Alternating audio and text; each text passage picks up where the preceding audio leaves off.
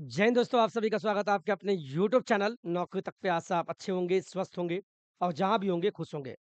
सबसे बड़ी बात कि बीपीएससी टीआरई 3 शिक्षक भर्ती संपन्न हो गया अच्छे तरीके से। कुछ एक को छोड़ के जो लगभग 57 अभ्यर्थी या जो भी पकड़े गए हैं, चूँकि बीपीएससी को बदनाम करने की साजिश थी, लेकिन सही तरीके से संपन्न हुआ। बस आपका इंतज़ार रिज़ल्ट पे है और रिज़ल्ट कब तक आएगा? अगस्त में आएगा। इसी बीच हम बात करने वाले हैं आज के पेपरों के माध्यम से कि मुझे कल ही पता लग गया था कि 11th-12th का पेपर कैसा रहा। आपने दिया, आप भली-भाँति समझते होंगे। जब एग्ज़ाम से निकलते हैं, जब उसका रिव्यू लो मैक पे, तो वो सही भी बोलते हैं और कुछ जान से बढ़ा के भी बोलते हैं। इसी बीच पेपरों में देखते हैं क्या दिया है, जिससे कि आपको समझ में आएगा कि पेपर में क्या दिया है। यहाँ ध्यान दीजिएगा, हिंदी आसान रहा, रसायन व अंग्रेजी के सवालों ने बढ़ाई उलझन। यानी 11th-12th का कल यानी सोमवार को एग्ज़ाम था, उसी के बारे में दिया है। बिहार लोक सेवा आयोग की ओर से आयोजित तीसरे चरण की शिक्षक भर्ती परीक्षा सोमवार को कड़ी सुरक्षा व्यवस्था के बीच संपन्न हुई। परीक्षा दोनों पालियों में हुई। अंतिम दिन की परीक्षा शांतिपूर्ण रही, यानी सही तरीके से रहा। इस बार की परीक्षा में प्रश्नों ने परीक्षार्थियों को काफी उलझाया, बिल्कुल उलझाया। जैसे छठी से आठवीं का जिन्होंने 19 को एग्जाम दिया था, उसमें इंग्लिश इतना टफ था, लिटरेचर से ज्यादा पूछ दिया गया। ठीक है? तो ऐसा ही था। आगे देखते हैं। इस बार की परीक्षा में उलझाया था और परीक्षा देकर निकले अभ्यर्थियों ने बताया कि जीके और जीएस के प्रश्न कठिन थे, जीके जीएस के। आपको पता है कि 150 का एग्ज़ाम होता है, उसमें 30 नंबर का लैंग्वेज पेपर है, लेकिन 40 नंबर कॉमन है। कॉमन पेपर कहें तो जीएस का प्रश्न है।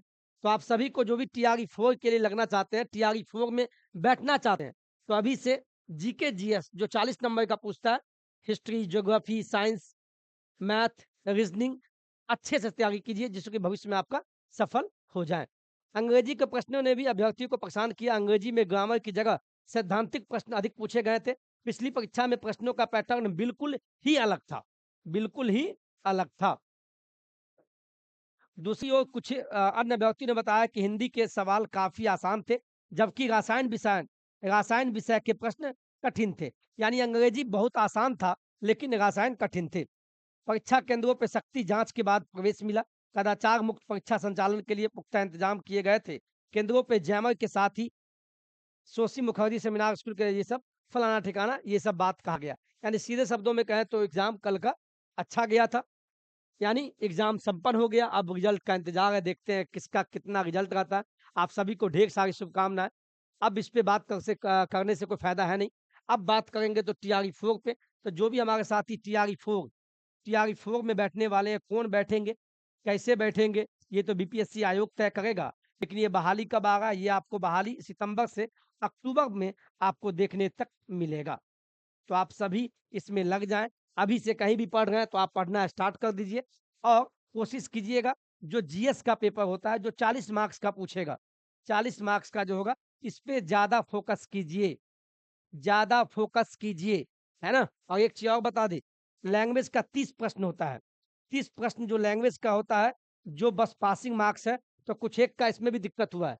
कितनों से बात हुआ है, तो ओवरऑल 80-82 नंबर आ रहा है और 30 नंबर में मात्र 7 नंबर आ रहा है।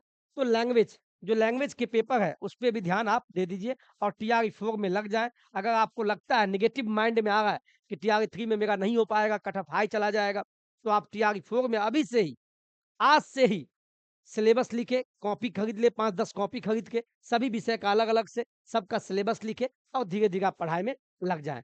तो आप खुश रहें, जो भी दिक्कत होगा पूछिएगा। टीआरई 4 कब आ रहा है?